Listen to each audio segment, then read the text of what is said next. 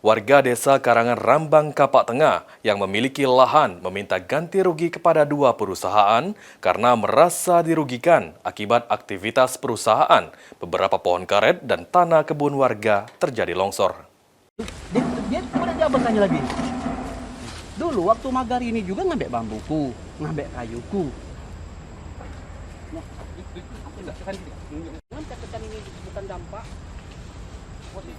Beberapa pohon karet warga dan tanah kebun menjadi longsor akibat dari aktivitas alat berat perusahaan sehingga warga mengalami kerugian. Warga desa Karangan, Kecamatan Rambang Kapak Tengah, Kota Pramuli menuntut ganti rugi kepada pihak perusahaan. Salah satunya Abu Hanifah yang mengeluhkan kebunnya rusak yang disebabkan oleh perusahaan yang bergerak di bidang angkutan dan sementing yang berbatasan langsung dengan tanah miliknya. Menurut Abu, pihak perusahaan bersedia mengganti rugi, namun mulai dari bulan Januari hingga saat ini belum ada kejelasan ganti rugi dari pihak perusahaan.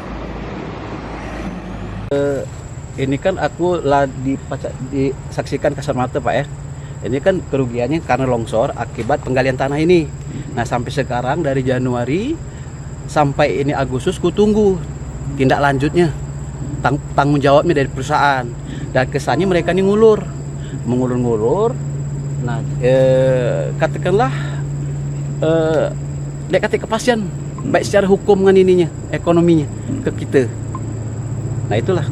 Jadi kita nuntut ganti rugi kayak itu? Yang pasti ganti rugi. Apa kerusakan kita? Kerusakan itu tanah longsor, otomatis produksi. Nah, kemudian longsor ini perlu pengurukan kan. Nah, karena dia kan mungkin walaupun direstruktur, direklamasi, dia kan mungkin balik seperti semula. Sementara itu Kades Karangan, Yayan Kurniawan mengatakan, pemerintah desa Karangan sudah melakukan mediasi kedua belah pihak, namun masih belum ada kejelasan. Sampai berita ini ditayangkan, belum ada keterangan yang dikeluarkan oleh pihak perusahaan. Sudah ketemu dengan pihak perusahaan pada saat itu, dan tak respon pada saat kami temui di lokasi mereka akan bertanggung jawab dan akan melakukan menyelesaikan secara kekeluargaan seperti itu.